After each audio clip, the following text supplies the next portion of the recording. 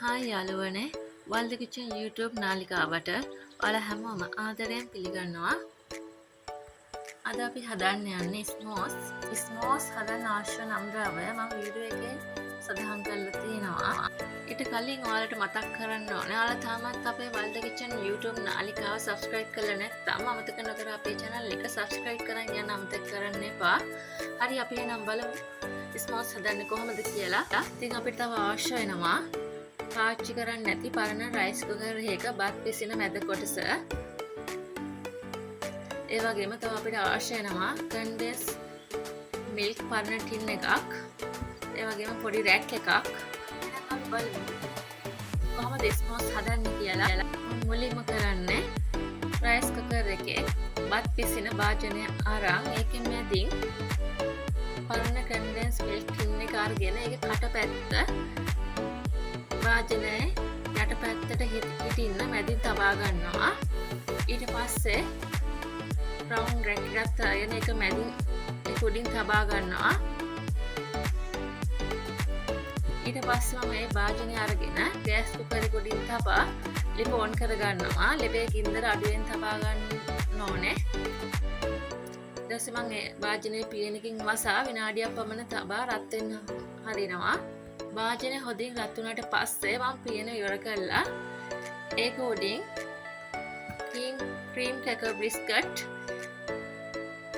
දෙකක් හෝ තුනක් රැක් එක උඩින් තබා ගන්නවා. මම මෙතන 4ක් තියලා තියෙනවා. ඒ උනට ඔයාලා 4ක් තියන්න එපා. ක්‍රීම් ක්‍රැකර් බිස්කට් දෙකක් හරි තුනක් හරි තබා ගන්න. ඊට පස්සේ ඒ හැම බිස්කට් එකක් උඩින්ම මාෂ්මෙලෝ කෑල්ලක් තබා ගන්න. ඒ මාෂ්මෙලෝ කෑල්ල උඩින් චොකලට් කෑල්ලක් හෝ දෙකක් වැටෙන්නේ නැති වෙන පරිස්සමට තබා ගන්න. ඊට පස්සේ පියනෙන් මසා විනාඩි භාගයක් පමණ මාෂ්මෙලෝස් එක හොඳින් භාගයට හොඳින් මෙලෙක් ගතියට එනකන් තබා ගන්න. මාෂ්මෙලෝස් එක ගොඩක් දිවෙන්න දෙන්න එපා. භාගයට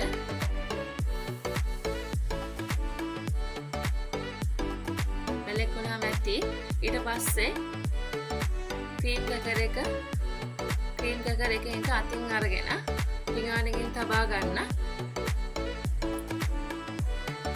ඊට පස්සේ තව ක්‍රීම් ක්‍රැකර් එකක් කරන් ඒ මාෂ්මෙලෝස් තියෙන ක්‍රීම් ක්‍රැකර් එක උඩින් තබා ගන්න.